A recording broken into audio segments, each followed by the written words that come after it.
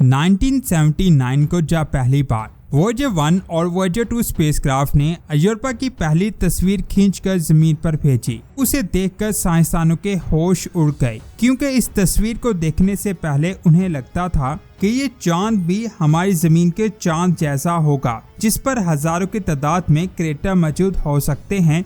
लेकिन इस तस्वीर में इस चांद पर एक भी क्रेटर दिखाई नहीं दे रहा था, और जिस चीज ने साइंसदान का ध्यान अपनी तरफ खींचा वो थी ये लाइंस, जिसे देखकर वो ये सोचने लगे कि आखिर इस चांद पर ये लाइंस कैसे बनी। जिसके बाद ये चांद साइंसदानों की नजरों में आ गया और उन्होंने इसे स्टडी करना शुरू किया। जिसके बाद उन्होंने कहा कि यूरोपा के ऊपर वाली सरफेस बर्फ से बनी हुई है, जिसमें बड़े बड़े क्रैक्स हैं, और ये क्रैक्स ऊपर से लाइंस की तरह दिखाई देते हैं। अब सोचने वाली बात यह है कि ये क्रैक्स कैसे बने। इसकी साइंसदान 3 वजूहात बताते हैं। पहली है टेक्टोनिक प्लेट्स की मूवमेंट। साइंसदान को लगता है कि इसके अंदर टेक्टोनिक प्लेट्स हैं, जब वो हरकत करती हैं तो सतह पर क्रैक्स बनते हैं, लेकिन कुछ साइंसदान इस बात को नहीं मानते। इसकी दूसरी रीजन हो सकती है क्रायोवोल्केनोस। असल में ये ठंडे वोल्केनोस होते हैं जो मैग्मा को छोड़कर सब कुछ खारिज करते हैं, जैसे गैसेस, लिक्विड वाटर, अमोनिया और हाइड्रोकार्बन वगैरह। अगर इसकी सतह को स्टडी किया जाए तो वहाँ पर अमोनिया, बर्फ की फॉर्म में पानी और हाइड्रोकार्बन मिलेंगे, यानी वो सारी चीजें आपको मिलेंगी जो क्रायोवोल्केनो से खारिज हो सकती हैं। साइंसदान के मुताबिक अगर किसी ऑब्जेक्ट की सरफेस बर्फ से ढकी होगी तो उसके अंदर बहुत ज्यादा प्रेशर बनेगा, और जिस वक्त वो प्रेशर कहीं से भी जमीन के अंदर से बाहर नहीं निकलेगा तो जमीन के अंदर बड़े बड़े क्रैक्स बनते हैं और भी जमीन की सरफेस फटती है, जिनसे ये क्रायोवोल्केनोस निकलते हैं। और ये प्रेशर क्रायोवोल्केनोस की वजह से ही बाहर निकलता है, जिसकी वजह से सरफेस पर सेम ऐसे क्रैक्स बन गए जैसे यूरोपा पर बने हैं।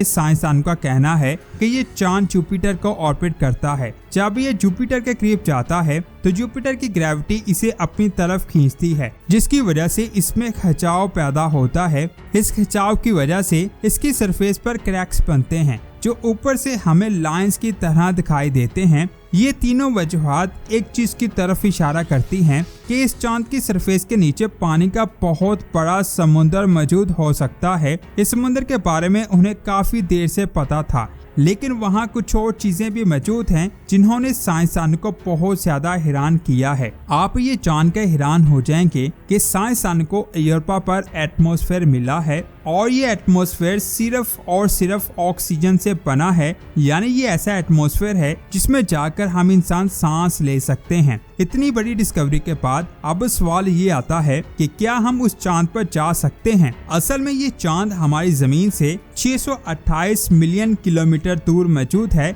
ये दूरी इतनी ज्यादा है कि अगर इस पर बगैर इंसान के एक स्पेसक्राफ्ट को भेजा जाए तो उसे वहां जाने में कई साल लग जाएंगे, और अगर 2 इंसानों को वहां भेजा जाए तो इंसानों के साथ साथ बहुत ज्यादा सामान भी भेजा जाएगा, जिससे स्पेसक्राफ्ट का वजन और साइज बढ़ जाएगा, जिसकी वजह से इस चांद पर पहुंचने में इंसानों को कई साल लग जाएंगे। इसीलिए मौजूदा टेक्नोलॉजी से इस चांद पर जाना नामुमकिन है। साइंसदान को लगता है कि इस चांद के पानी में लाइफ मौजूद हो सकती है। साइंसदान इसकी कई वजूहात बताते हैं। पहली है हॉट वाटर। साइंसदान का कहना है कि बर्फ के नीचे जो पानी का समुद्र मौजूद है उसका पानी गर्म है, जिसकी वजह से वहाँ वैसे ही हालात बन गए होंगे जैसे इब्तदाई स्टेज में जमीन के समुद्र में बने थे। इसके अलावा ये समुद्र बर्फ की सरफेस के नीचे मौजूद है, जिसकी वजह से वहाँ तक स्पेस से आने वाली कॉस्मिक रेडिएशन नहीं पहुँच पाती, जिसकी वजह से वहाँ लाइफ की पॉसिबिलिटी बहुत ज्यादा बढ़ जाती है।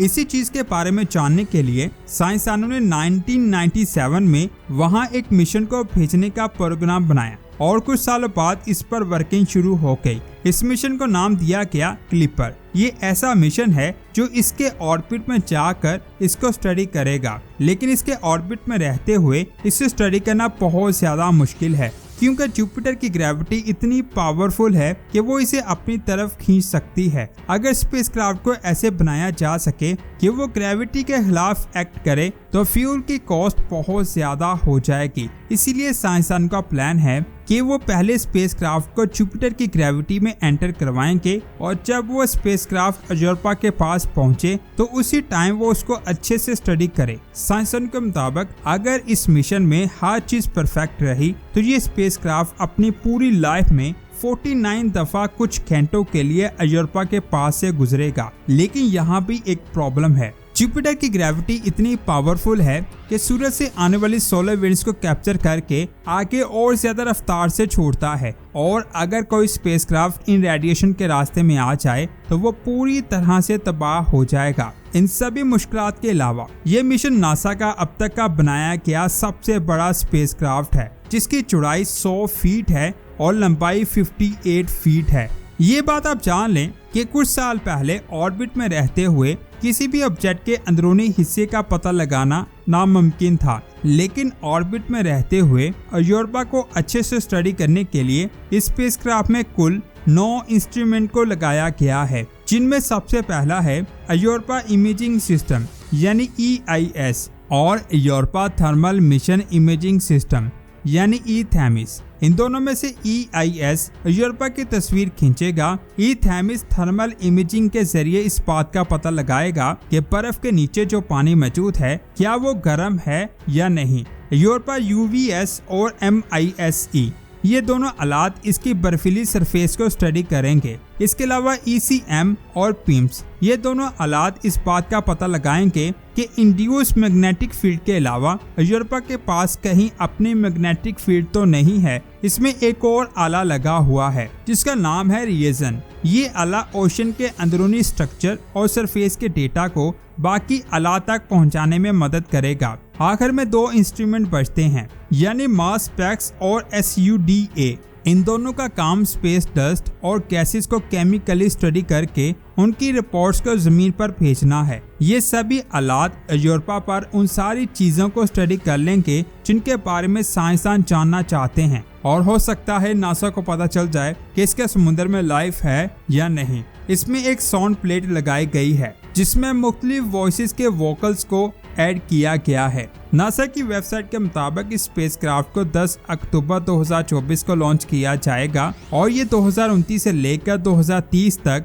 यूरोपा तक पहुंच जाएगा। वैसे आपको क्या लगता है, क्या यूरोपा के ओशन में लाइफ है या नहीं? नीचे कमेंट्स करके जरूर बताएं। वीडियो अच्छी लगी तो इस वीडियो को लाइक और शेयर लाजमी करें। मिलते हैं एक और शानदार वीडियो में। अपना बहुत सारा ख्याल रखें। अल्लाह हाफिज।